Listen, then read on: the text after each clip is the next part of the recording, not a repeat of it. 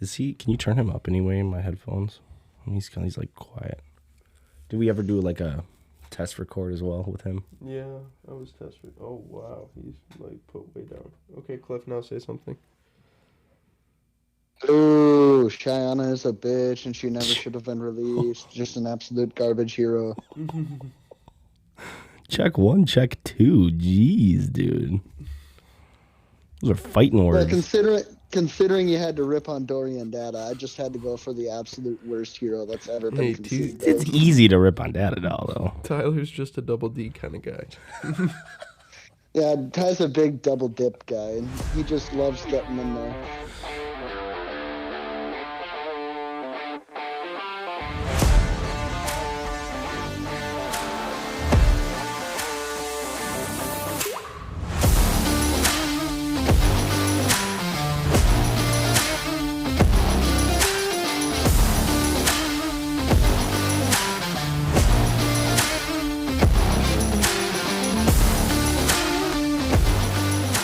Welcome back, ladies and gentlemen, to episode 19 of Big Deck Energy. Joined with me today, as always, is my co-host Josh Lucian and Benjamin Clifford. Today we have the Rathe review for Crucible of War, the third set in Flesh and Blood. We have a little bit of news to go over as well. We got a nice spoiler I'd like to touch on. Yes. And just a bit of armory news. Going to be a pretty laid-back episode today. Not much going on in the old news front, but you know, a little tinge. I suppose, yeah. I mean, we're getting spoilers kind of every week now to go over, but also Battle Hardened. That was pretty spicy. But yeah, let's get into it. We all were able to play in the armory. Oh, well, I say all. I mean minus Cliff, because Cliff is 4 hours away. Yep. But you and Bailey were both at the armory yesterday, so that was pretty awesome. I love it when we can all play in them. Come together. Yeah.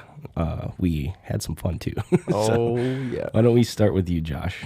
How was your armory yesterday? Well, so last week on the pod, I was saying I wanted to build a Kano and play. Mm-hmm. Well, I did the thing. So I built the Kano. Mm-hmm. I've never played Kano in my life. Not one game? Not one game. Didn't even play it on Talishar. I just built the deck and was like, fuck it, let's go. So went into the armory. First game I played into Nathan on Riptide, and the deck was just flowing. I was able to block out everything that he was throwing at me most of the time. Anytime he presented an inertia, I had to just... Because I only have 2 Aether Wildfires. I don't have 3. Oh, you just don't have the third copy? Yeah. Oh, gotcha. So I had one in Arsenal. Knew the other one was coming up in the pitch stack like way longer. So I was like, I don't know. I was like, I don't know if I want to. I better just hold it. So I just was able to block out chip damage and then present 32 at the end. Fuck yeah, dude. Got that one. And then game 2 and 3 were probably some of the worst matchups for Kano ever, too. So game 2, I went into Carter with Arachne. And let me tell you, when somebody's milling and messing with your deck as Kano and you're trying to pitch stack perfectly, it don't work. Yeah. It don't work at all. But it was a fun game. Very fun, very interesting. It was both our first time kind of playing into each other. So it was just weird because he never knew when to like get rid of a card off the top. Because if I drop if the contract says to do a blue, right? Do you leave the red on top to like hopefully if it's good enough? If it's good enough, or do you switch it to complete the contract? Well, this kind of like goes back to Arachne originally being an Arcane as well. I know. With like messing with the top of your deck and Kano, you know. And that's what I was thinking about the whole time I was playing. I was like, wow, this would have been messed. This would have made Kano's road so much harder to success almost. Mm-hmm. But no, my third game also was Rhinar into Rick. And let me tell you, when they're intimidating the cards that you need out of your hand... Yeah, they're kind of forcing you to like pull the trigger before you want to. Yeah. And you like want to be blocking as Kano. You did a lot of blocking yesterday, right? I did. Yeah. There was one turn where I was just an idiot and I tried to go off a little bit on the turn to see if I could get him to come out because he dropped a Blood Rush Bellow. So I was like, maybe he'll leak out if I throw like a Swell Tidings if I hit it and such. So tried to do it, ripped a Tome of Aetherwind off the top, and I was like, okay, let's draw 2. 5-card hand. what did I do? Not block on a Blood Rush Bellow hand. Try to go off, and not like fully off, but and I lost about 20 life that turn. Oof, yeah. Went down to 10. Damn. I was like, yep, I'm toast. That sucks. I'm messed. So it was fun, though. I had a lot of fun playing Kano. Definitely a different type of play that I've ever played. So it's like anti-fab. Yeah, it's completely different. It's like somebody made the analogy. It's like playing poker. Like, yeah, sort of. Are you going to chase that straight or the flush, or are you just going to let it go? Spade on the river. Yeah, dude, you got 4 off the flop. Yeah, you get the flush draw, and then you get both of them. Miss both. It's the worst, dude. It is, but had fun. So I ended up 1-2, went 1, and then 1-1, 1-2. So no 0-2 for Josh here. Nice. I know Bailey showed up with Vincent. He did not 0-2 drop, but I mean he still went 0-3. But he played in all 3 rounds. God, I love it, Bailey. I love that you just like you're all about it. Well, he like is kind of embracing the 0-2 drop thing nowadays. I swear to God. We were getting ready for a second match, and of course Bailey gets into Nathan, the guy that's been heckling him the whole time about it, and he goes, "You know, my 0-2 drop is on the line here." Oh my God, best, damn dude. it, Bailey. Dude, that's why I love when we all can make it to the armories. It's just good. Yeah. It was good. But speaking of Bailey, he was actually my only win yesterday. I played Tech Levasan. And the deck, like, we've been ripping on it. I know we were super excited about the deck first, and then we kind of were ripping on it for a while. But, like, I don't know, man. There's definitely something there. I'm not like one to enjoy fatigue matchups and stuff, but he has this like overall game plan you're working towards. So it is a fatigue deck, but you are kind of going for this combo turn. I was able to transform into Mech Lovas in all 3 games. So pretty. All 3? Oh yeah, yep, all 3. In our game, he was playing Vincent, which presents arcane damage. Yep. And I had 3 Rusted Relics in my deck just for that. And Kano, if I see it. Because, I knew you were going to do Kano. I just had a feeling. You were going to do it. But the Rusted Relics are kind of weird. Like, when you see the one, or the first one, you just get it down as fast as you can, and the other ones kind of just become pitch cards. You don't really need AB2 against a rune blade. But let me tell you what, that one Rusted Relic, I was able to land it on turn 2. It won me the game. I easily blocked over 20 damage in Rune Chance, and I was left at like 22 life, I think, at the end of that game. And yeah, without the Rusted Relics, I'm dead in the water. Yep. So I think the Rusted Relics are actually just like a kind of a mainstay in him for now. If you're playing like into Rune Blades, even a Kano, I feel like Kano can probably just kill you before you like. I was almost thinking, and like I think I said it to you yesterday at the armory. Like with Kano, or when you're playing into Kano, what if you just stick to your like Evo game plan, not Singularity, where you just get your 3 Evos? Yeah, Nathan's been talking about that with me too. And you just run your Arcanite Skull Cap or something like that. Achilles Accelerator. Yeah. Yeah. So there might be like something to that, because if you're able to like play the Evos out and get the 3 to 4 Evos and have your like tanks come in for 9 overpower, like Kano doesn't like those. No, exactly. That's 3 cards he has to block with. Otherwise, he has to try to go off. Yeah. So yeah, kind of went back to the drawing board last night. Was messing around with some of the cards, and I could see that being a thing. Just cutting the Rusted Relics for just actual AB pieces, and then having just a different sideboard plan into Arcane.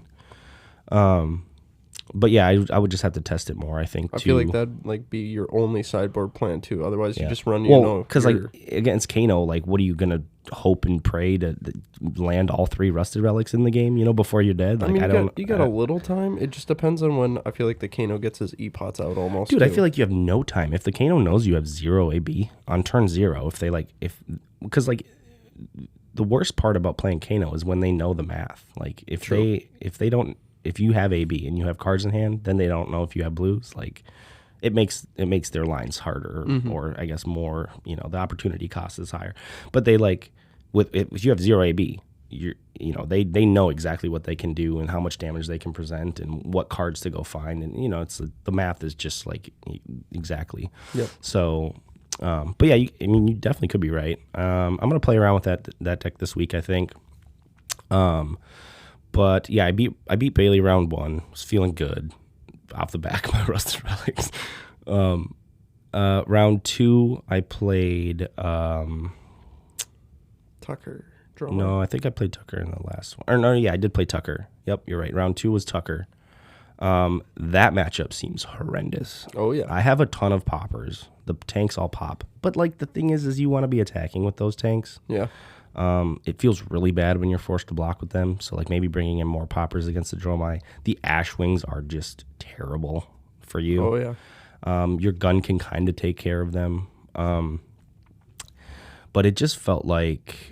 So when I transformed the into Meklo, I was at like 12 life. But even then, like, all of his Ash Wings came in. I had a 3-card hand. Meklo blocks for 6. But like, how do I block those Ash Wings at that point? Like, I just can't. No. So he took me down pretty handedly, that's for sure. I would have to think about I'm not sure what to do into that matchup, honestly, with him. See, that's where I think the Fabricate comes in. You pull in something I actually like cut the side. that card, man. See, I know you said. I just... Think about it. You become Meklo, and you still had 12 life. If you still see one of your extra Evo Steel Souls or something like that, and you're able to fabricate that in, that's an extra block for all those Ash Wings. Well, no, you can't like equip more Evos after you transform. I thought you can. Well, no, you don't have equipment. You don't have an arm piece. You don't have a headpiece. Well, that's you don't what Fabricate does, is it brings in the prototype from your inventory. Oh, you're saying, right, to bring in the proto, Yep. and then, okay, I see then, what you mean. then you just drop one of your I see extra what you ones that you... There were times where I would, like, draw up with Meklo and have, like, Evos in hand, Yep. and then they were just kind of dead cards or block cards or pitch cards, Because when you do... Oh, you banish the cards. When you attack, you mean? Do you... Yeah, when you attack with them, you banish his cards. Banish 2 cards from Soul. So it's all the cards underneath him. So that's all your equipment. You can just bring that back up. If you have the proto bases, yeah. Yeah, there's probably something there. I don't know, dude. The Fabricates just are weird because, like... They don't block. Well, no. Fabricate kind of blocks for 4, sort of, because you can pump all your Evos. And That's then, true. They pump all 1, and then you can block for 4 with your 4 equipments. But, no, I'm definitely not suggesting that you should cut Fabricate. I just... I'm just one to like eat. I like to test things out and just I'll cut cards that I don't believe in just to see, get a firsthand account. But no, shout out to Tucker. He hadn't played in a while, and yeah, he played the matchup very well. Just kicked my ass. I didn't feel ahead in that game at all. And the third matchup against our local judge Nathan. That was also a wild game, dude. He was on Riptide. First, I do want to mention our Armory hero setup was wild. We had a Teklevasen, we had a Kano, we had a Vincent, we had 2 Riptides, we had an Arachne, a Dromai. There's one more I'm missing, I think. Reinar. And a Reinar. So... Pretty cool armory, hero layout. Kind of a wild breakdown for an armory. Honestly, it's like our armories are always kind of weird like that, though. There was one meta hero, yeah, in all of it, and like Tucker hasn't played for months, so it's like a new hero almost. I mean, like you got to get back in the flow of Dromai. It's not like you can just pick the deck back up and be, for sure, good at it. You still got to remember the play lines and everything. So it was a good spread. It was fun. Yeah, it was. But in Nathan and I's game, dude, he flips over. We start the game or whatever. He flips over Dreadbore, right? And then turn 1 or whatever, I like play some Evos. And I look down, I'm like, oh, Dreadbore. I'm like, oh, what the fuck does that card do? I pick it up and I read it. I'm like, oh, okay, this is gonna suck. Yeah. No defense reactions from hand. I draw up 2 sinks, 2 fades. I'm like, oh no. I'm like, what? He goes off on some stupid arrow that I can't do anything with, and then I'm forced to like pitch those 3, or pitch the cards to play something from Arsenal. It was like another Evo or something. And then I draw up again, and it's 2 red unmovables, my 3rd sink, and a blue. so I'm like, what the fuck? So I was like forced to pitch those unmovables again. So like I knew that like I had a bunch of sinks and fates and unmovables all pitched and clumped together, and they were all reds. And this was at the beginning of the game, so I knew when I hit my pitch stack. And usually around when you hit your second cycle, you're about to transform into Meklo. So like you can kind of time it where you're like pitching early, and you're gonna see those. You're like setting up your Meklo turns pretty early. And sure enough, I transform into Meklo. I start going off, and I'm like, oh man, I have to be close to my second cycle here, and I draw up, and it's just like 3 sinks or 3D reacts, you know? And then I drop another hand, and there's my 2 unmovables, and just like lose the game from that point. I mean, I just like lost on the spot, dude. It was just, and I had tempo and stuff, and I was like doing the thing, and Meklo, dude, the hero is so cool. Or when you transform him, it's so fucking fun. It's so cool. But like that 3 intellect. I will say, Cliff, I don't know how you do it on Datadol. Like, it feels so bad because you can't really block right. Like, I know he has block on him, which is fucking nice, dude. You get the 6, block 6, block 5, block 4, block 3. Like, that's wild. That's so much life, That's dude. a lot of life. But yeah, lessons were learned. I will say that. It was a great armory. It really makes me want to play more Teklo and figure that deck out a little bit. You might be right about the AB thing. I should probably just try that. And I should probably be playing Fabricates, to be honest with you. Because, like, if you get low enough life, because, like, Kano's arcane damage, like, you don't... If you were to run the Rusted Relics over time, right, for the Kano tech, right, putting 3 Rusted Relics, you have to go through a whole cycle of your cards. It's not going to happen. Where, if you're running Arcanite Skullcap, you could go down 10 life by the snap of a finger. Mm-hmm. And then you're below life, and then you have AB3. Well, I think you even just play Visiertronics. True. Because they just have AB2, and then you play the Achilles to give you the AB3. See, I wouldn't even do Achilles. I just try to keep 3 Evos, then you have the 3, you get the... maybe. The only issue is if Skullcap's the only form of AB, and you're at more life than them, then you got no AB, Then they know, I can just kill you. Like, true. I suppose in that chain somewhere you'll go down from in life from them, so then like it'll get turned back on. But there's been so many times where I've had Skullcap and thought it was turned on, and I realized, oh shit, I have more life. Like, you know what I mean? I do want to apologize to our audience. I am getting over a week-long sickness, so my voice is fucked up and. A little raspy. Yeah, it is.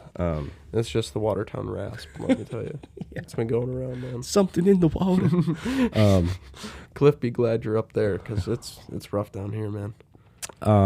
But yeah, overall, dude, it was like one of the funnest armories we've had in a while. Yeah. I went 1 and 2 and got my ass kicked all day, but I enjoyed it a lot. And I love that we all brought these fucking off the wall decks. So, dude, I was so excited to like show you Kano, and then I wanted to play you. Then so when bad. Nathan was like, "Who are you playing?" and he asked me 3 times, and I didn't respond. You just looked at me. You're like, "No." I was waiting for it. No, you did not. I was like, "Yes, I did." Oh, fuck yeah, love it.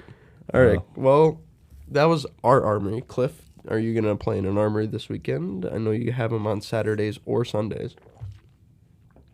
It's Friday night and Sunday for the armories up here, and I'm on afternoons this weekend, so I'm not going to be able to skirt out there and play around with that at all or Riptide. Fair enough. Well, did you and Wes get any games in this week or anything? Kind of covered it in the last episode since we had that emergency recording, but me and Wes did play a couple of games on, what was that, Tuesday or Wednesday? Yep. And it was just feeling out the Blitz Riptide. I think Blitz is where Riptide wants to be, if I'm going to be honest. And a little spicy tech that I want to try out in Riptide is Feign Death. That's right, you were saying that. Actually, that reminds me. Nathan played that card against me. Played it against me. It was good. Feign Death is typically, you see that in Ranger against a Wizard, typically. And that's like the only matchup people were saying. I forgot exactly. I think in Riptide it gets a lot more viable. I agree. I forget exactly. Then you save yourself on that last attack, and then comes back to you. You can arsenal off of that one, so you can shoot your free cost arrow, or you can just put a trap in your arsenal and pass it back. Mm-hmm. It's just buying you an extra turn. In Nathan and I's game, I want to say it happened right before I drew all my D-Reacts to lose the game at the end, but I had Go Again with Mecro transformed, and played something, had Go Again, he took it, and then just Feign Death my 9 overpower tank or whatever. It was just like, holy shit, that is good. Yep. And then I drew up my D-Reacts and lost the game from there. But yeah, I was impressed by that card, actually. He played it in the right spot, and it was good. I think it's a lot better in decks that put a bit more oomph into 1 or 2 attacks. I don't think it's very viable into a Katsu or a Phi, or maybe even just a basic dash just for the amount of chain links they put. But Bravo, Teklo, Azalea, could you imagine feigning death a fucking 15 overpower red in the ledger? Well, I think, with the decks that usually attack only one time, because Feign Death reads you have to have lost life. You have to take damage, but a lot of Azaleas right now are on that Ravenous Rabble plan. That's true, but I feel like that has to line up a little much. And even with Katsu, wouldn't it be good against Katsu? Because you take their Kodachis, and then on their third one, or their third attack, they're surging, you just Feign Death it, and then now their math doesn't trigger, and... True. You know what I mean? It would still trigger, wouldn't it? Because no. Oh no! No, if it prevents the damage from being hit. Yep. Even if you don't block something, if it deals 0, it doesn't hit. Yeah. Yep. Okay. I think Feign Death actually would be some sweet tech into Katsu. I think. I want to play around with it. I need to order some. I might have an extra couple of those, Cliff. You see a lot of Katsus running around with shout out to crew reinforce the line now. Yeah, I have seen that card. In a lot of decks, actually. A lot of the aggro decks are running reinforce the line. It's kind of cool. Gets around dominate and stuff. Is that the one that is it you pay to give it better defense? It's a 0 cost, I think. It's a 0 cost. You just give an attack action +4. Yeah. Defense, that is. Yep. Yeah. So yeah, so they got that in Flick Black. Nice. Yeah, that card seems pretty strong, actually. It's gas. In the right spots. Just because if you need to block out on it, it's just don't have to waste an Art of War to block. Mm-hmm. Yeah. But all right, well, I think that kind of does it for our Armory segment. Next week we'll be playing some Blitz, so stay tuned for that. I'm gonna bring some spice to that tournament. That'll be fun.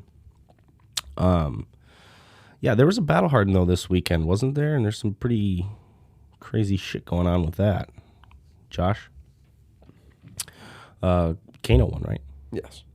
Pretty wild. 10-0, I think? Yeah, I think he 10-0'd, and then I did not get to watch any of the coverage, but I think Wes was messaging, in our chat, and he said that Kano, first turn killed somebody.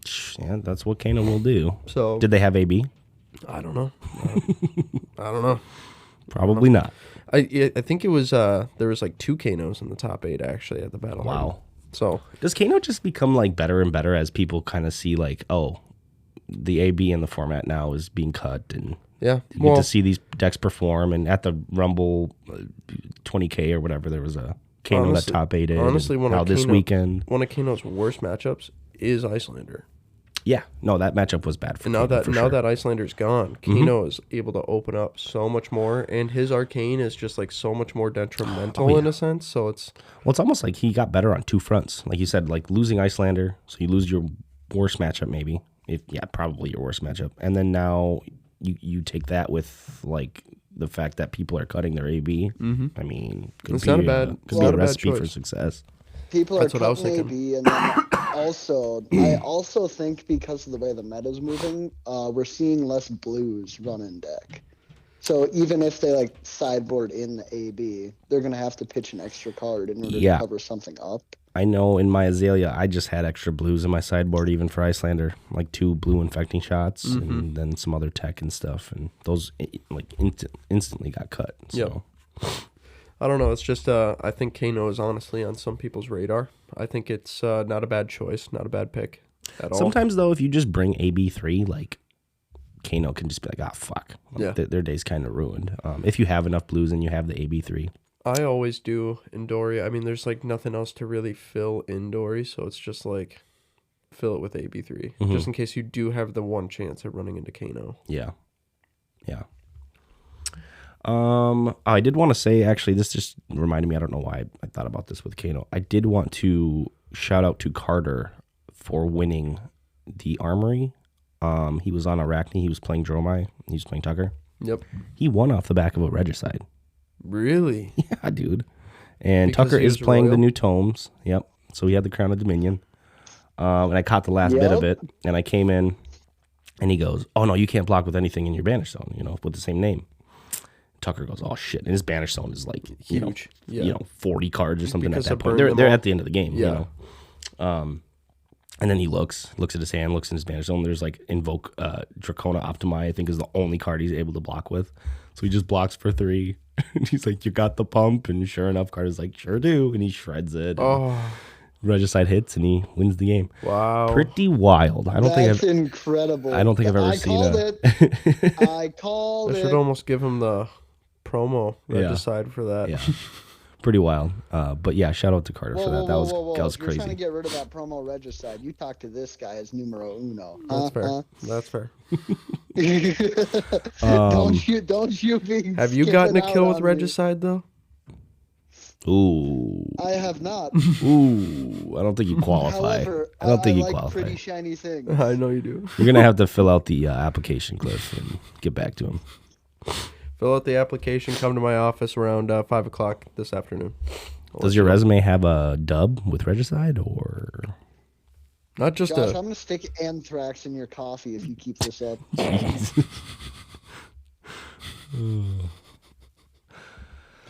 Why are you so aggressive? I know it's the best. You know you can hurt somebody's feelings, right? No, not ours. Not ours. You're not a person. Let's be real. You're 5'4". No, I put my scabs... Whoa. Good thing I put my scab skin leathers on today, dude. Frickin' A, got some hits coming in at me. Oh man, that's funny. But do you guys want to move on to the spoiler we got? And we can kind of tackle the What did we get? Crucible. Oh, that. Oh, We got two. No, We no. got two. that new Yeah, that new Numenars. New. They looked at the Numenars that they printed and they were like, "Fuck, we really messed up. Let's give them another one." Let's give him a Newman. Well, because now Numenars. the one that they gave us originally just never is played. You know what I mean? Yep.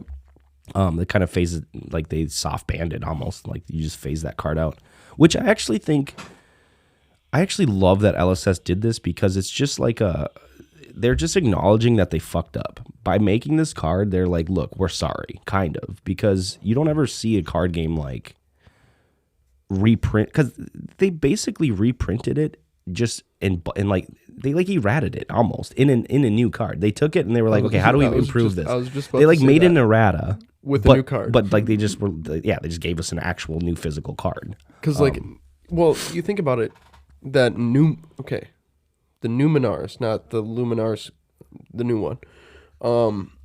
It's hard to say because there's 3 different Luminarises, dude, so it's like trying to jump between all of them. So the one that came out in Dusk Till Dawn, I'll say, is kind of like, I look at it as almost the Aether of Conduit out of Crucible, where it's like an action and it's just like not good for Wizard. Like, why would a Wizard ever want to play an action staff on their turn? Makes no sense. Yeah. Like, that's what the Dusk Till Dawn Luminaris is. Now, this new one, though. Yeah, do you want to read it from top to bottom? I'll let you I read suppose it. yeah, You're the Prism player. Thank you. When I saw you're this, the dude, that Prism was player. we watched this in the shop. Nathan put it up on the TV, and we watched this get revealed live. Shout out to Fino Black. I've watched that guy for years now play Prism, and I've even piloted some of his lists, and yeah, that guy's a Prism stan from the start. And he got to release this card yesterday. So yeah, shout out to him. The card is called Luminaris Angel's Glow. The art is absolutely sick as fuck. It is a light illusionist weapon. It's a 2-handed scepter. It reads, if there's a yellow card in your pitch zone, the first attack action card with Herald in its name, you play each turn, and, keyword, and your first angel attack each turn, get go again. So I know, dude. So there's no paying into this to give things go again like the other one, which I think is where they went wrong. This has the same text where you're like, you just need a yellow in your pitch zone to have this active. And it gives your Herald, your first Herald, and your first Angel attack both go again. So you still get to have these crazy, like, wide Herald turns, which Prism would always kind of surprise people with, where you'd have, like, this weird aura plan, and then, boom, here's a War Tune and another one cost and a, erudition off that, or whatever. But I was kind of joking around with some of the guys in the shop, and I was like, does Prism go from D to S tier now, and I don't think it's that crazy. D to A is not. I don't think that's a stretch. No, I said D to S. I know D to S is a stretch, but D to A I don't think is too big. Like S is just a little too much of a stretch. Sure, but A is I'd say a good range. I still think the 32 life is going to really hamper her. But I know, like playing against this new Prism is still kind of annoying. The Angels can be weird and annoying, and they still get to play cards like Arclight Sentinel and stuff. This doesn't really let you attack with your auras, which I think was always the egregious part of the original Luminaris, was making all of your auras zero cost Kadajis. Yep. You'd be able to like defend yourself with Spectral Shields and then swing back with all 7 or 8 of them or whatever you had.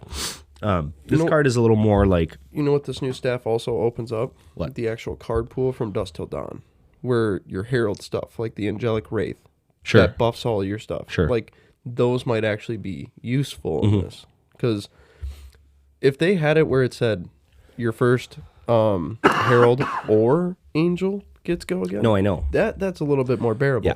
But the fact that you get your first Herald Gives them and both. Angel... Yep. And it's for nothing. You don't have to pay into this. That's what's key, No. You pitch a yellow, you play your Herald, they pop it, whatever, you phantasmal footsteps, and then you also swing an Angel that has go again as well. And then maybe swing another Angel after that even. Like, this card seems like it's gonna open that deck right up. Oh yeah. Wide open. To be honest with you, like after Fino revealed this, I instantly thought, like, I can't wait to get on February and start making it brewing this deck, because I will be giving it another look for sure. I remember playing the new Prism for a few weeks after Dusk Till Dawn, and it just, I love Prism. It's one of my favorite decks of all time. Played her forever to a lot of success, actually. She was the only one that really kind of got me to the to gold, I should say, to win that gold foil. But I don't like playing bad decks, and the new Prism, it was a bad deck at first. It just was not good. It was kind of like a troll, just because when we did when we did the Monarch Sealed and stuff like that, and like drafts for Dusk Till Dawn, you got to play the old Prism, and if you got the Luminaris, it just felt absolutely beautiful, and that's kind of what drew me to like play Prism that one time. And I've never played Illusionist, and then after playing her, I was like, holy shit. Yeah, dude. I was like, I want to play her. Yeah, dude. And then just looking at the new Prism was just like, and looking at Dromai right now, like, she's good, but like, she's a different style. She's almost LL. That's too. true too. Was she like halfway, right? Yeah, more she's than halfway. Yeah, she's at, I think, like 5 or 6, 580 or something like that. Yeah. So with this new Luminaris, it just kind of like piqued my interest towards Prism again. Oh yeah, I absolutely will be giving this deck another look for sure. And I think, honestly, the way you build it is like you have your good auras still, probably. Your haze bendings, the blue ones for sure. The yellow ones, you probably are cutting most of those. You probably still play Arclight Sentinel into certain matchups. Genesis maybe in some. Yep, probably Genesis. That card's too good not to, with the free card into Soul. Spectra's still just like a broken mechanic. So you want some Spectra in the deck, but I think you just build the deck like Super Angel, Herald, aggro heavy. It's gonna be tough and weird though, because of, does it Spectra eats up just one action point, correct? No, it closes the chain completely. So okay, so like if you have more than one action point, how like go again at the resolution step gives you an action point. Yep. And Spectra reads when it's the target of an attack, you close the chain. So there is no resolution step. Okay. So that if you anything that has go again, you just don't gain that action. Okay, what point about again. dash and max though? When That is a way you're able to get out of it. Like high octane gets around it. Your Achilles accelerator just in the boots gets around it. See, that's where I'm sitting here looking at like dash and max, and they're kind of just like laughing at Prism. Yeah, dash, dude. There's been so many times I've played against a dash with Prism where I've like had Spectra out and they just kind of go, okay, pop boots and get rid of 2 of your auras, or I'll play an arc light and they just pop boots and it's like they don't care. Nope. Yep. But yeah, it's not many decks can do that. Not many decks are having that multiple action with gaining. the new dash. I mean, even just getting an item out. Oh, with the crank action, stuff. Yeah, for sure. It's gonna be a tough matchup. Right. Yeah, it's probably not the best. But again, like I don't think you're just really going super Spectra heavy because there's no way to like attack with your auras now. I think this new Luminaris is pointing you towards the Heralds. Yes, it's guiding you into that and direction. the Angel plane for sure. Yes, you still need ways to like get cards in your soul and stuff, which is through your Heralds hitting. So I see the deck becoming a lot better off the back of this weapon. Again, I just kudos to LSS for seeing it. Well, yeah, they kind of knew, I think, after the few months after Dusk Till Dawn that they didn't do Prism justice. And it's hard because you can't errata her and then make her have more life. Like that'd be even worse. Erratas are, in my opinion, probably the worst thing in a card game. Yep. I fucking hate erratas. Yep. Worse than bans. I mean, I hate bans too, but dude, erratas are just how do you explain that to a new player? I know. Like when they like the whole Briar situation was just mess too. It's like, so what does this hero do? Oh yeah, that hero does not do that anymore. Right. Yeah. You need to get a new copy of that card. Had to have an Armory promo box where you handed out 100 to every shop that had to hand out promos to every player that came in. Yeah. So it's like just more of a hassle. But you're not really much of a Prism player, I don't think, Cliff. But what are your thoughts on this card? Did you get to see this card yesterday? Or are you kind of hearing about it now? If you're directing the question at me, I saw it through the Discord and just kind of had that moment where I read it, I thought about it, and I went, fuck. Yeah. It's going to give her some legs for sure, man. Well, we did get another Illusionist action that was spoiled. Cliff, do you have that one pulled up and want to read it for us, buddy? I do not have that one pulled up. If you go in the Discord, you guys got it on screen. Okay, I got you. All right. Well, it's a yellow pitch, 0 cost. It's called Dissolve Reality. It's a 3-block, and it reads: each hero puts all cards in their arsenal on the bottom of their deck and creates a ponder token. Go again. What's the cost on it? 0.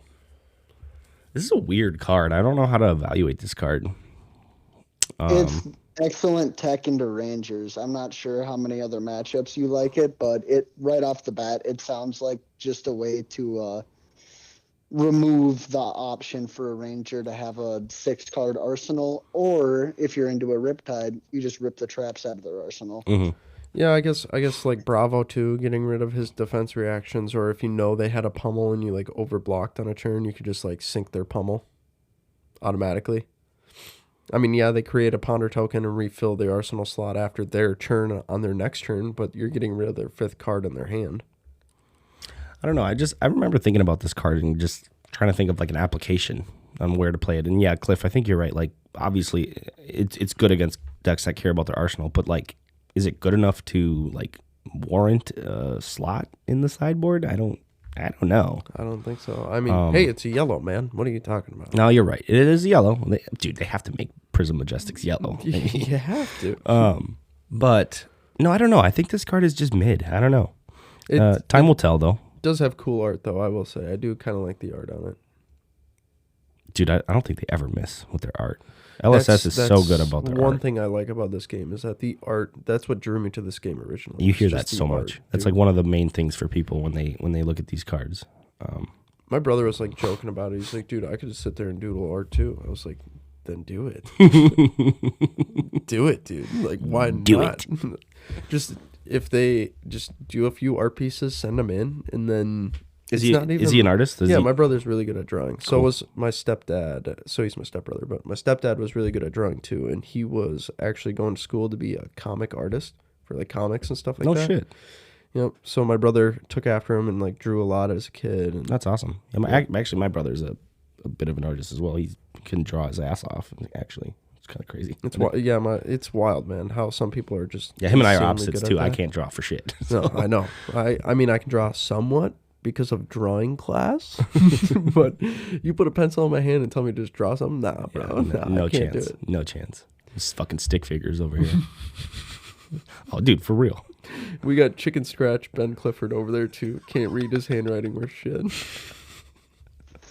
It used to be that way. I've had to get a lot better handwriting since I'm writing on reports now. I know. I used to heckle you so much when we were younger. You guys probably haven't seen my handwriting. Is it Chicken Scratch? Yeah. You got both of my kids have better handwriting than I do, and they're 7 and 8. So, dude, I used to like go so hard in my handwriting back in the day.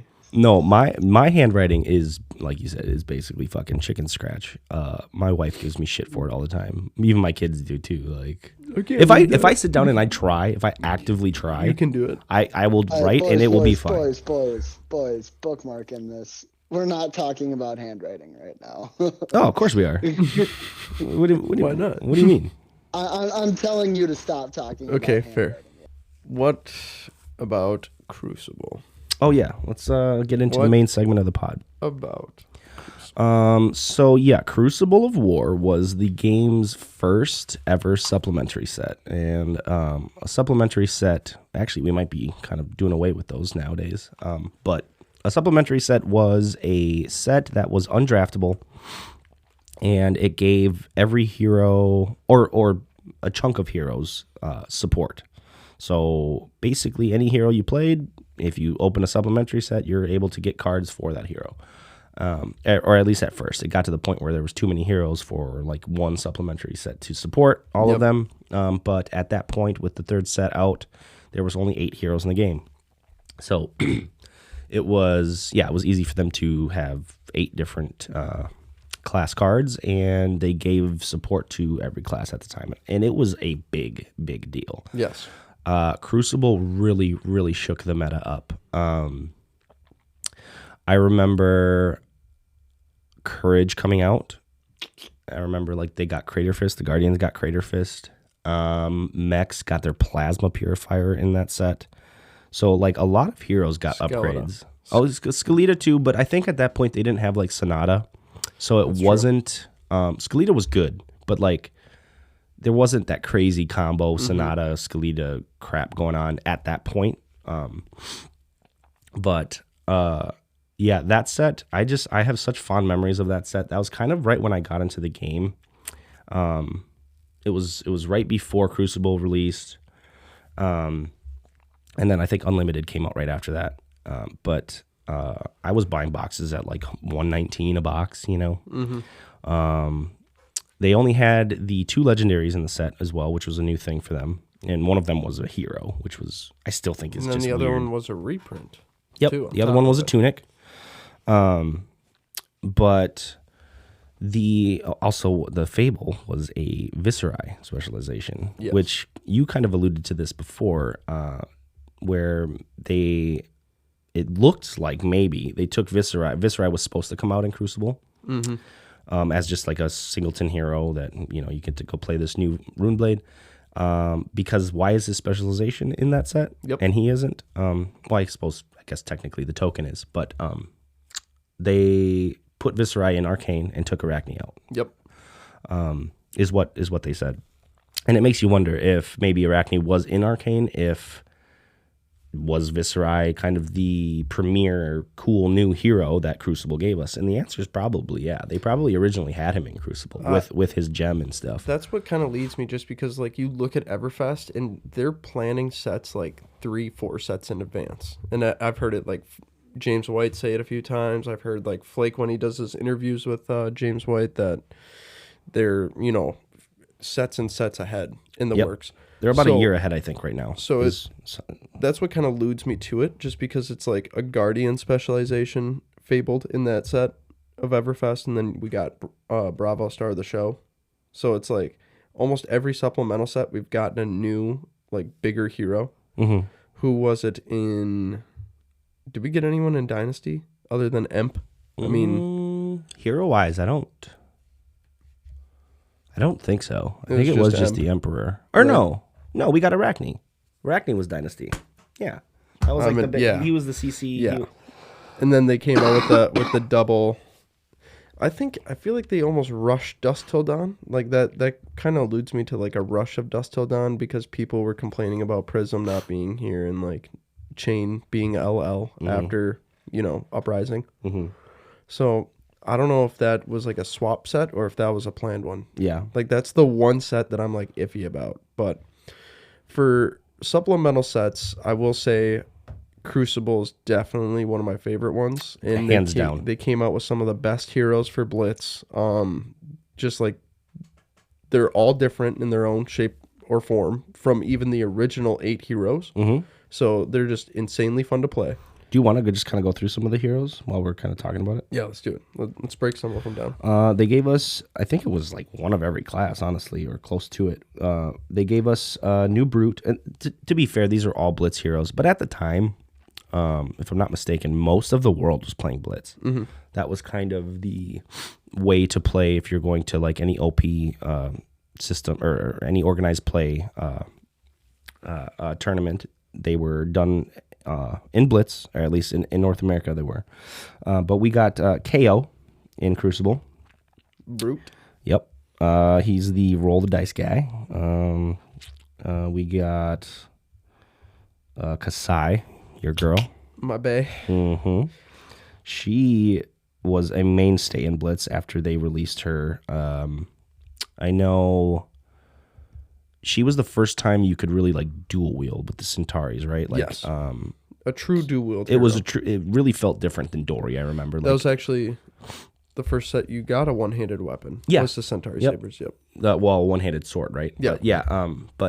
But yeah, I remember Kasai was very popular after she was released and stuff, and she was good. I mean, the deck was still good with only the 3 sets out. And you didn't even have blood on her hands yet. It was just like the whole aspect of Spoils of War. I was gonna say Spoils is what made Spoils. I mean, it was even good in Dory. Yeah. That card is just that card was like $80 to $90 at one point. Do you remember that? You probably weren't even in the game yet. No, I was not because So, I joined in. Just a right little after aside from Modern. the heroes here. I'll just go into the market a little bit. I wanted to talk about the market and how crazy it was, anyways. But I remember the first real wave of players / collectors getting into the game was with Crucible. And within a few week period, the boxes went from $120 to like $400 to $500. And actually, it was maybe about a month or two.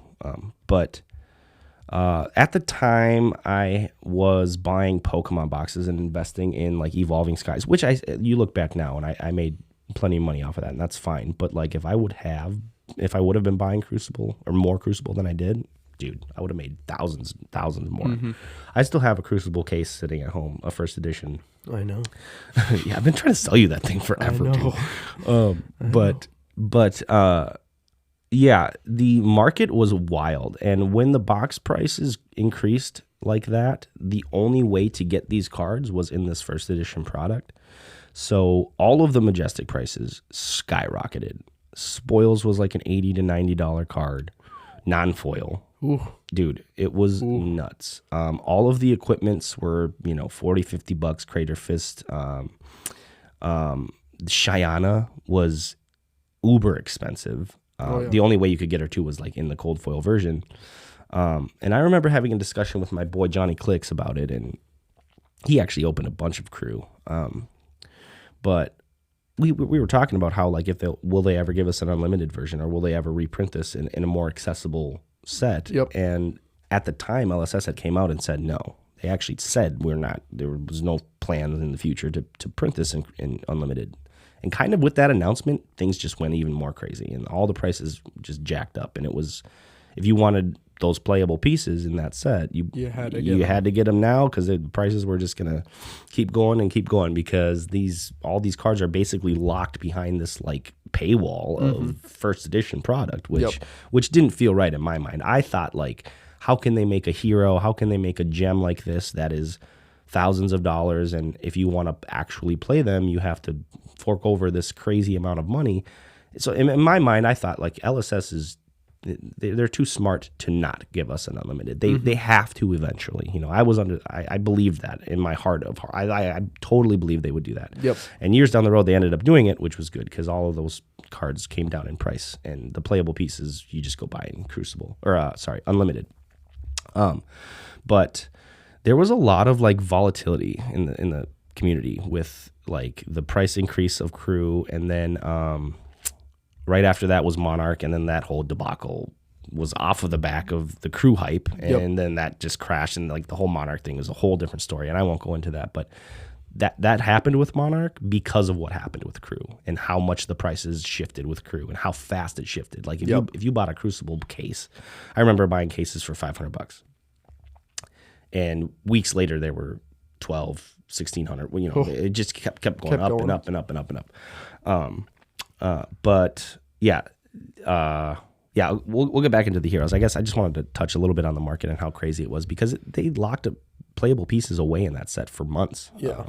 If you wanted your Spoils of War, you had to fork over $300 for a play set. That was like when Surgical Extraction had their misprint, with the Regicide mix-up. Like, that's when we saw cards that were just like a Majestic. Same sort of effect. That weren't staples even, like not like a CNC or not like a Enlightened Strike. That's restricted to one hero type. So it's pretty wild that the prices were like that. No, yeah, I know. I'm low-key glad I was never in Have you guys opened much crew? I've opened, the guy that you want to talk to is like Noah Farber. That man opened up like 12 to 20 boxes of crew. No joke. I'm dead serious. Man loves Crucible. Was it unlimited? Yeah, all unlimited. Though. Have you guys ever opened first edition? No. Okay. I'm itching. Yeah. I know a guy. Yeah, you know a guy. Cliff, what about you? You opened a lot of crew at all? Unfortunately, I didn't get a lot of crew, just a couple of packs here and there, and I never ripped anything. Exceptionally jaw-dropping. I think my hottest hit was actually just like a skull cap. Nice.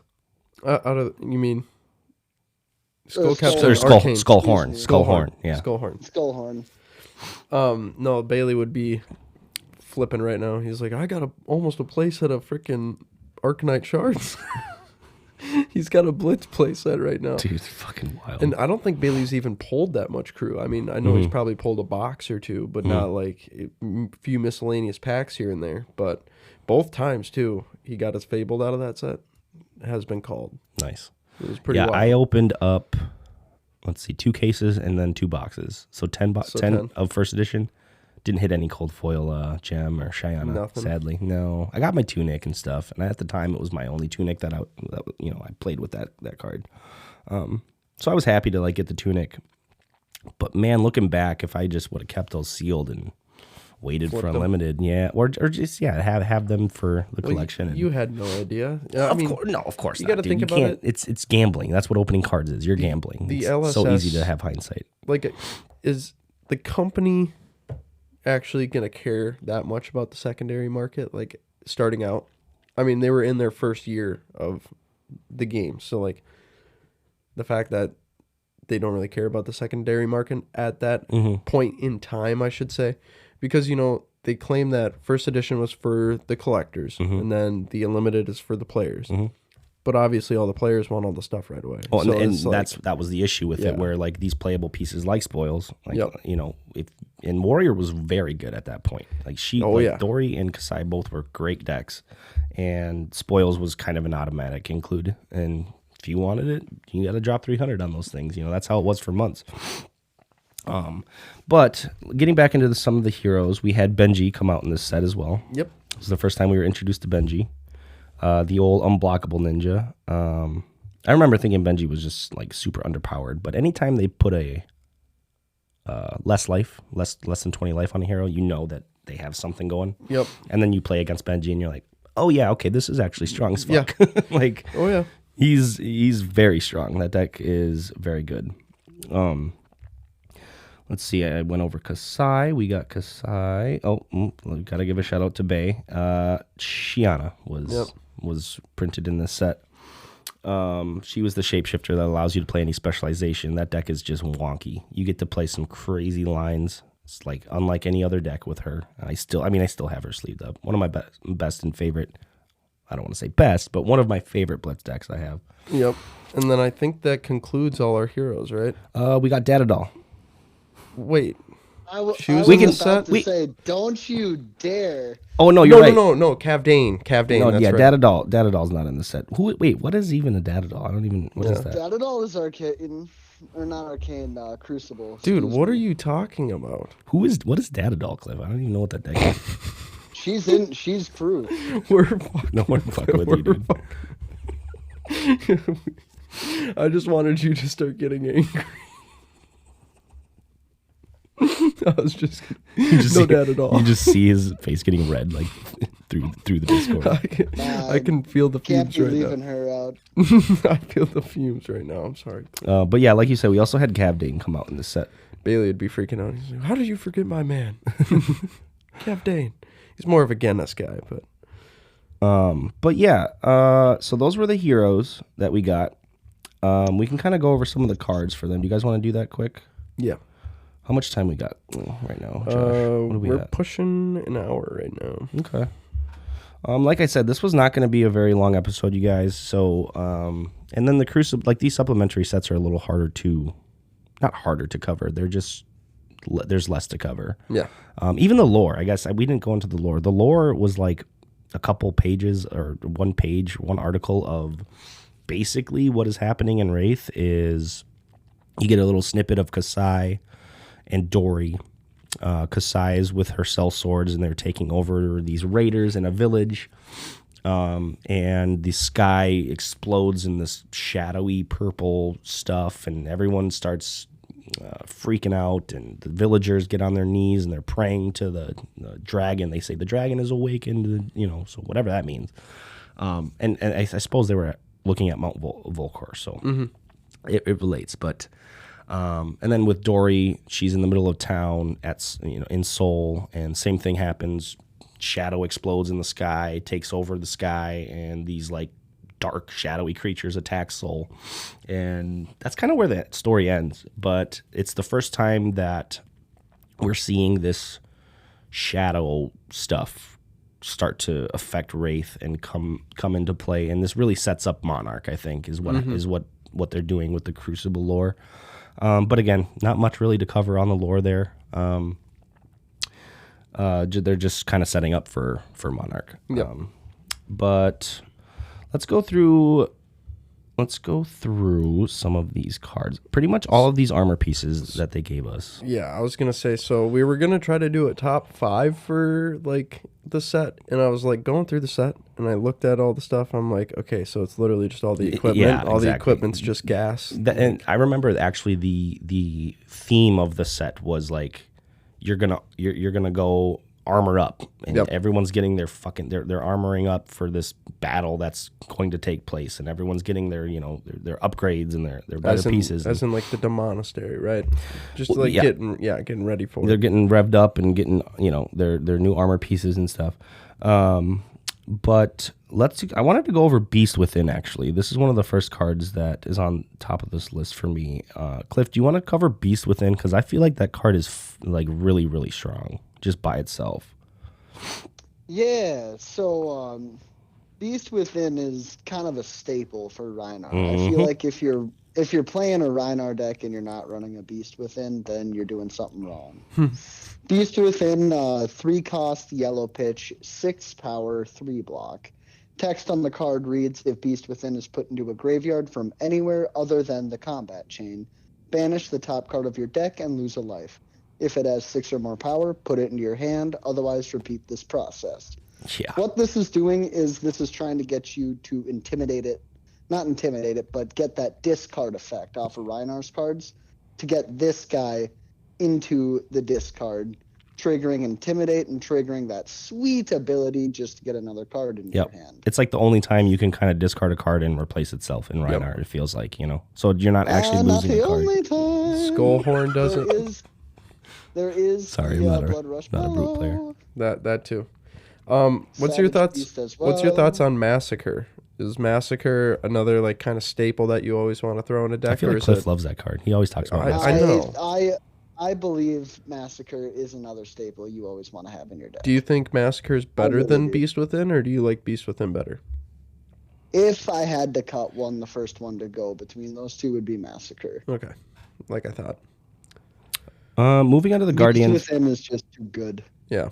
The Guardian cards, like the attacks they got, Mangle, Righteous Cleansing, they got this Stamp Authority Aura.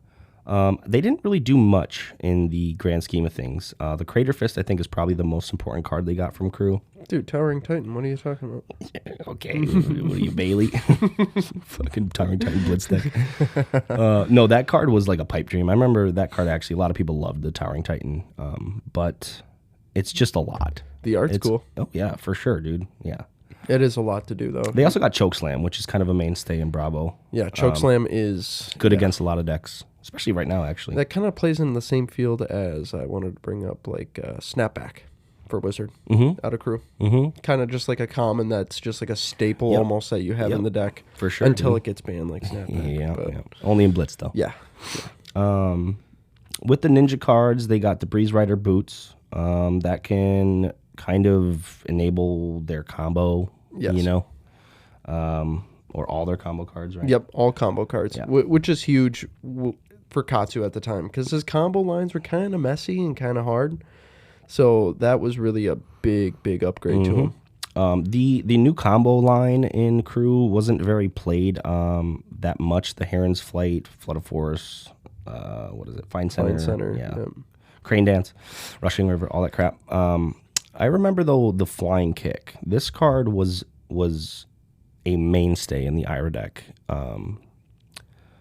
It was just so good. Yep. The Flying Kick was so good. I remember they would always kind of end their chain with the Flying Kick, and it just seemed to always...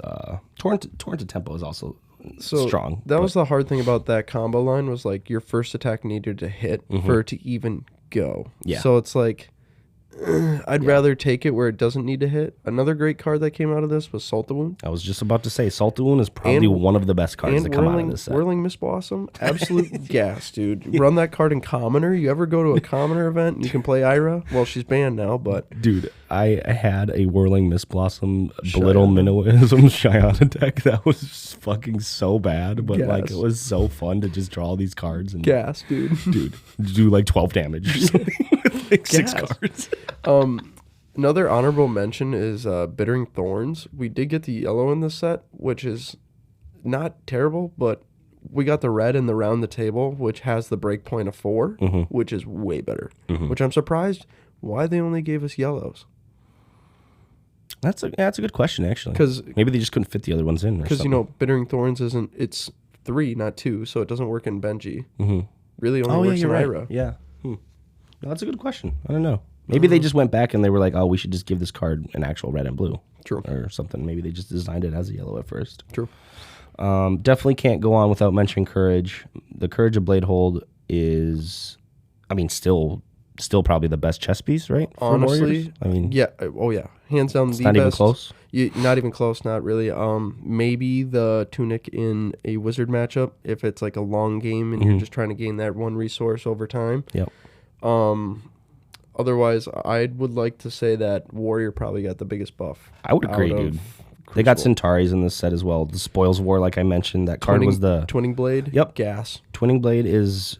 Yeah, they had the full art crazy version of that in the Crucible too, which was just so good looking. Probably my favorite card in the game. God, that card is so good looking. To be honest, other than Blood on Her Hands, like if you're going based off of a generic, if you're going full art, then it is definitely Twinning Blade. Yeah, that was just a beautiful card out of the first edition product. At the time, Unified Decreed, not a terrible card if you're playing Into the Mirror. That's a great card. Dauntless, fantastic card when you're playing into Bravo. Yeah, let's talk about spoils for a second, though. So, like, you make the coppers in Dory, right? But you're not playing this for the copper. It's just the natural go again and the +2 on the swords, right? Yep. Like most of the time, I don't even create the copper, dude. I kind of just like forget about it, and you're like, fuck it, I don't care. I don't need it.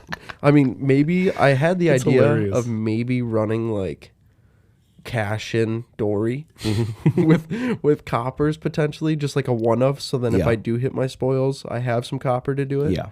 And then I can just have a 6-card hand. Unless I get my nourishing off, then I got a 7-card hand with an arsenal. But... Well, that also that leads me into kind of like my honorable mention in Crucible is cash in.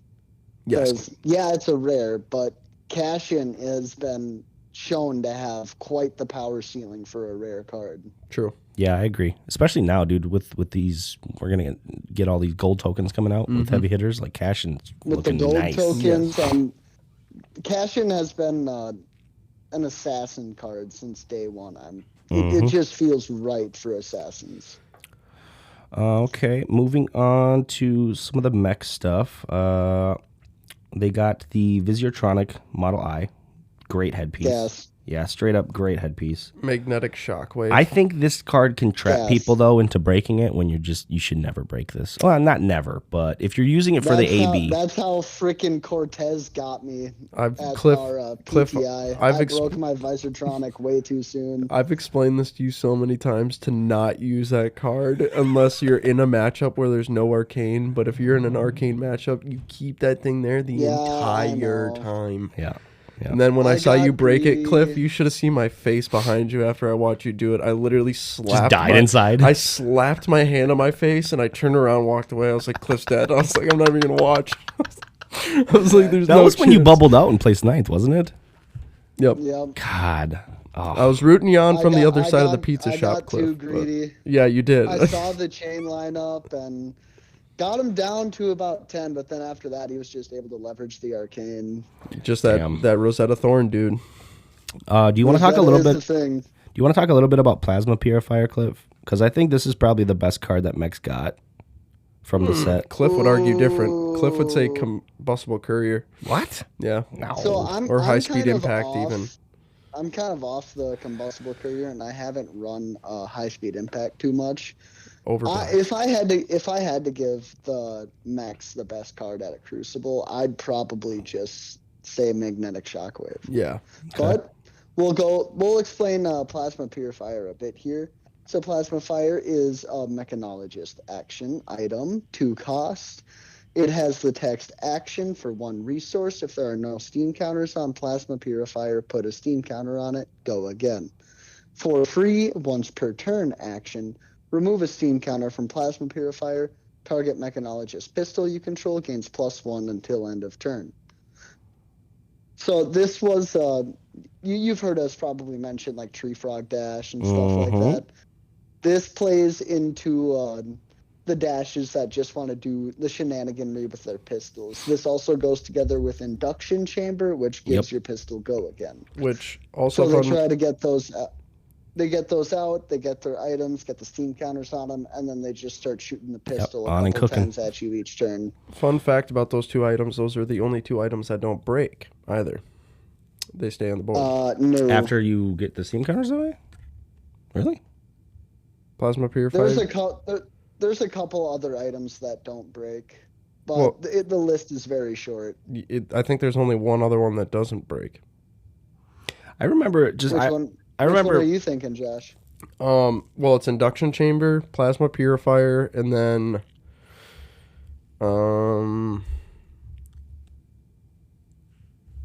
I can't even think of a different one. All the other ones pretty much come in with steam counters on them already and then bust after the last one's gone.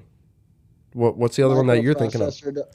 Microprocessor doesn't break. Okay. Well, I guess that's the data doll specialization. got that shit out of here, Cliff. But no, I mean like the 2 mainstay ones that are typically index that you see in CC are those 2, and they stay. They don't break. So I will say, after we move on from the mechs, this the Plasma Purifier is what made the Tree Frog dash like viable, or I don't know why they even call it Tree Frog. It's just the defensive dash, the item dash, and that deck was actually like very oppressive. It was kind of the defensive deck at the time was, I mean, you'd think it was Bravo, but it was actually the Turtle Katsu that was doing very well if you wanted to play a fatigue / defensive deck.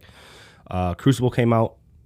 Mechs got Plasma Purifier, and then they figured out how to do the whole pistol plan, and it was a real deck for sure. Oh, yeah. It was one of the better decks at the time. Dory hates it, let me tell you. Yeah. Moving on to the Ranger cards. We got Perch Grapplers in this set. Honestly, you just play that card for the 2 For the block. block, yeah. You almost never are breaking them for the go again. There are times where you can, there's like a combo now, not back then, but you can like try shot Perch Grapplers and then you like Death Dealer a bunch of different times, and they all have Go Again, and it's crazy anti-fatigue plan, which is kind of cool. Because Tri-Shot came out in Everfest, right? If I'm mistaken.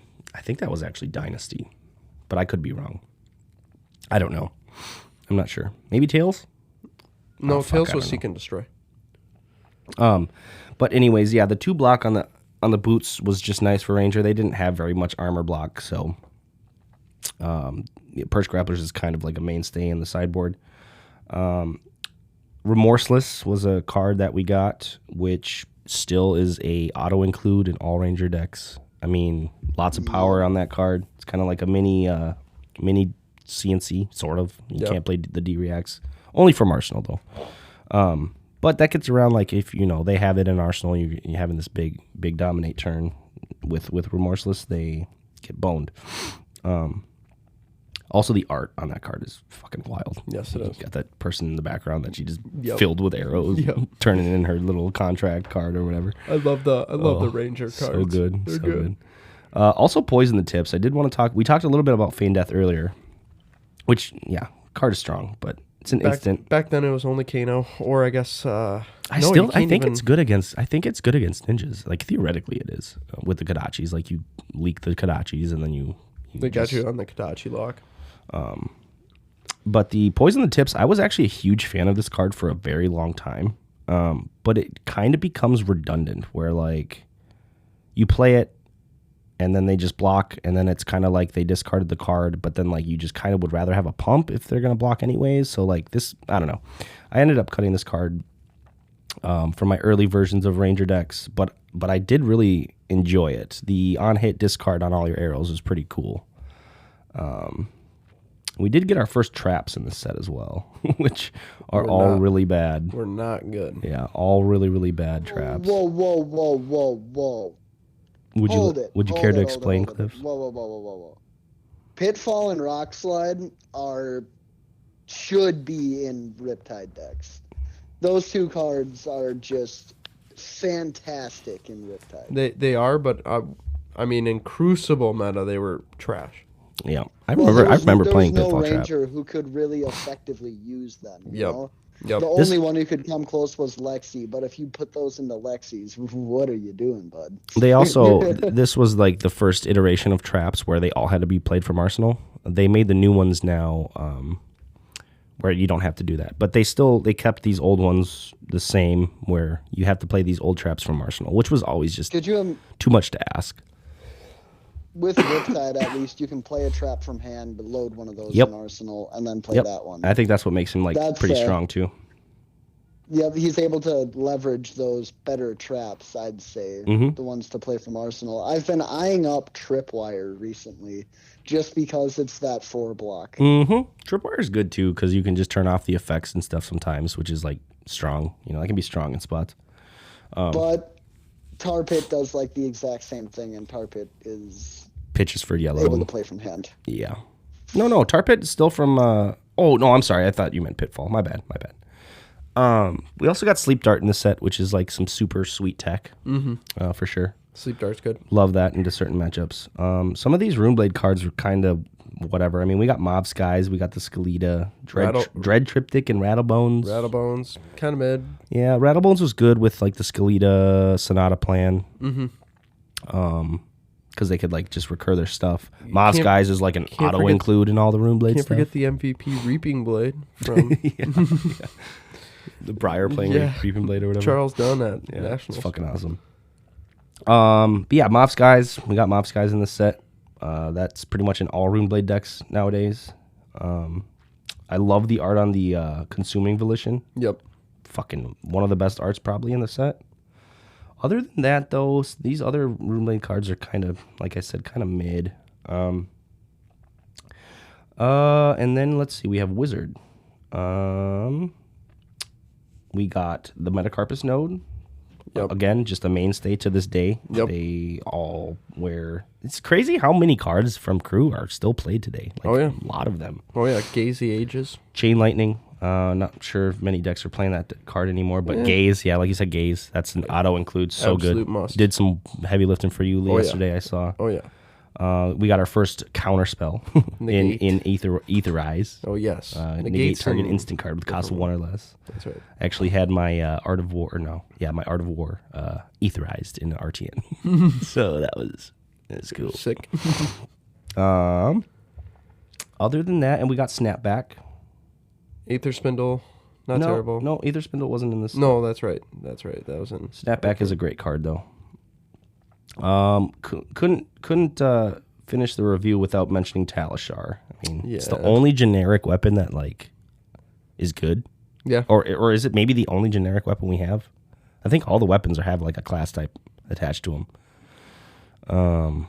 I'm pretty sure. I'm fairly confident that it's the only generic weapon. Yeah, because we only have generic offhands. Mm-hmm. We also got Gambler's Gloves. I know you've played a bunch of that, Cliff. What do you think about that card?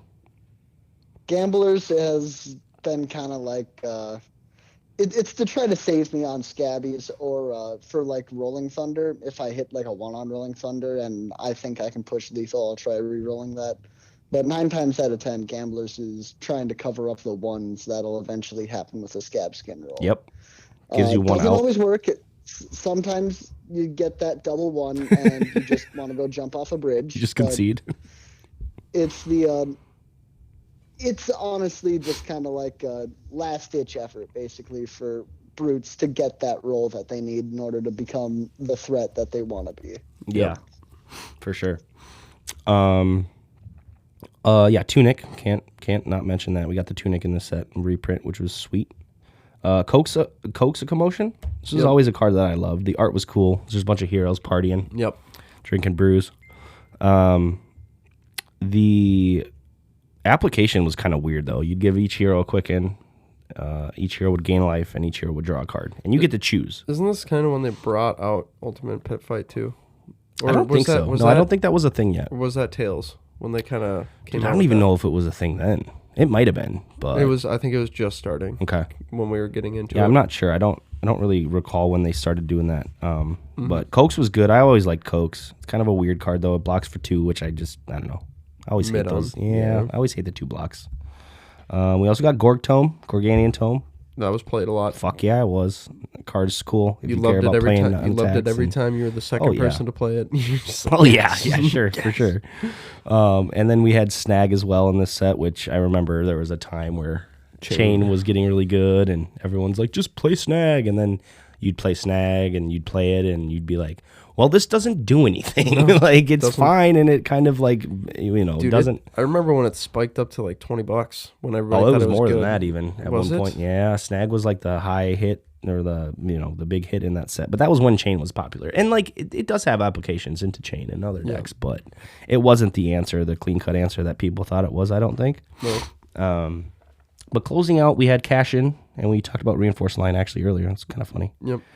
Cash In, I mean, not much to say about that card. No. Really cool when you have the money out there and you can just cash them in for some cards. It's good. We're gonna see a lot of Cash In play, I think, with this next set too. So a lot of staples from this set, I will say. We got a ton of staples from Crucible. We did. A lot of mainstay cards that are gonna be here for a while, I think. Well, yeah, you almost look at the power level of these cards, and we haven't had a set that gave us this much wow. Well, there's so many cards that are staples, like you said. Yeah. I mean, you could look at Everfest and almost say differently for some heroes. There's some good cards in Everfest. There was also a lot of whack cards in Everfest. Just garbage items, and we don't have an Alchemist yet, so maybe those items are going to be good one day, like James White said. All those pirate months ago. Amulets. Wear them. I'm hoping the Alchemist will be able to somehow use those items to throw them or concoct potions or do something with all these shitty items and talismans. And we're not looking at you, Brainstorm Kano. Okay. Yeah. Dude, I run one Brainstorm because I have in my Kano, I have the Toma Fendal turn, so if I can whip off and get a few Toma Fendals off and then Brainstorm on it, it's a cool little tech that I do, but somebody looked at me and they're like, seriously, a Brainstorm in your Kano? I was like, dude, it's just a one-of, okay? It's not like I'm running a ton of them. It's like, if it happens, it happens. Yeah. Not much I can do about it, but... So we can move on to our questions. You guys good with wrapping up the crew review? Yes, I'm good on that. Cliff, you got any final nodes? No, I really don't. The one thing I just do want to say is we need another set that kind of has the power creep that Crucible brought forth into Flesh and Blood. Yeah, I actually agree with that. We haven't seen another deck, like another set release that was just able to elevate all the decks that were included in Crucible. All just Crucible made a lot of game-changing additions. Yes, like Atai was saying, there's still a high percentage of those Crucible cards seeing play even now, and we're how many sets down the road. Mm-hmm. So that's just an indication that they need to up the stakes somehow with the coming sets. No, I agree. And it's like they've been doing some of these sets to just like buff certain heroes up to a level. Just give us one set that just buffs every hero. Like I love supplemental sets so much, it's not even funny. Just, I don't know. I think it's cool that every hero gets a buff, gets extra cards, gets different things to play with, instead of just one hero, bright lights, getting a buff. One class, but yeah. Well, Okay, sick. Let's get into our questions. We can try to wrap this up. I'm going to save Sully's question for next week because we're kind of running late on time. And also, I didn't give this one very much thought, and I'd like to kind of think about this one a little more. So, Sully, sorry, dude, but we will get to your question next week. And it is a good one. it is. But Dylan asks, if you guys could permanently bring one Flesh and Blood character to life and be a part of the weekly podcast, who would it be and why? And then he says in parentheses, Data Doll excluded because she doesn't have enough intelligence for that. So you can't pick Data Doll, Cliff. Well, we got Ty on here, so we already got Dude, I got 5 intellect. Fuck you mean? Shit. I just nourishing emptiness every turn, bro. We don't read the text on that card. Well, we read the bottom, not the top. So I had kind of a good answer to this, I think. And it's not necessarily even it is biased, but I would want Azalea here just to fucking see what the deal is with her, because you open up with her story and she's like kidnapping kids for some like hidden forces. Yeah.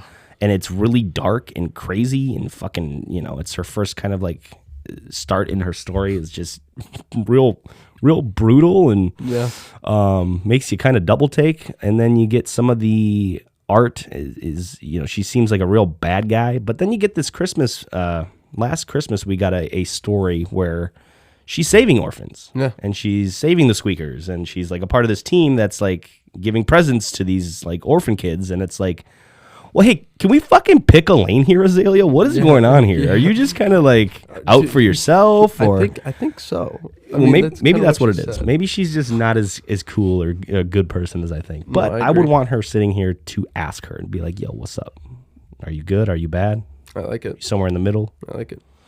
Cliff, how about you, buddy? Honestly, if we were going to bring one of the heroes on the pod, I honestly think the two people that would be the most fun to have on would be Starvo or Genis. Love both of those answers. Yep. Starvo would just steal the show. Yep. We would never be able to talk. Yep. He is the star of the show. He would, he would just talk over everyone and fucking this be might his be coming podcast. out of left field. I don't know how many people will understand the reference, but I feel like that guy laughs like Blackbeard from One Piece, man. I just feel like he's got the you know what I'm saying? Yeah. Seems like he'd be a good time. I like it. If I were to go with one, I am gonna go with Yoji the Broken. He's wandering every week. You never know. He just strolls back in with a new story about what he went out and did that week because he's not doing anything anymore. So what's his purpose? Dude? Yeah, I want to know considering he's Yuji the Broken, his stories are probably like, I went to the market and got some oranges. you know. Dude, what if he's out at the pits just slaying away? That'd be cool if we get a new Yoji. You've seen his Hunting hero Arachne, the man abilities, that killed not his man. slaying What if anyone. that is like part of the story? They bring it in where Yoji's like trying to like hunt him down now to get vengeance. He You know? is the assassin of the assassin. That'd be fucking cool. Assassin guardian. Yeah, that'd be sick. I like that. Absolutely fucking not. Okay. Well, and with that, why don't we get the fuck out of here, boys? Yes, let's do it. Well, thank you guys for joining in on episode 19. We're almost to 20. We're about to hit that 20 mark, almost yeah. halfway through the year. We And can almost drink, boys. I know. But we really appreciate all you listeners out there that come in every week, tune in, and listen to us. It just helps us keep going. We appreciate every second of it. And you can always catch us on every week on Wednesday. We release. So last week we had a late release because we had a little bit of a mishap, but we should be right on par this week. But catch us on the Discord. It's always in the show notes. It's public too, so anyone can join. You guys Yes. can join and ask questions, and it's a pretty good Discord. I mean, it's not huge by any means, but we've got a good group of guys in there that all chat it up. If you like to just chat fab, ask random questions, throw random questions, and Even have some non-fab questions. We love non-fab questions too. We do. Sean's question is going to be good for next week. It's a non-fab question, Yeah, it's and it is a honestly good going to be one. a hard one to kind of come around. Yep. But no, like I said earlier, we always appreciate it. And catch us next week on episode 20. Peace. See you guys. Cliff, I'm waiting for it. Oh, as always, it's a pleasure. Me too. I was like...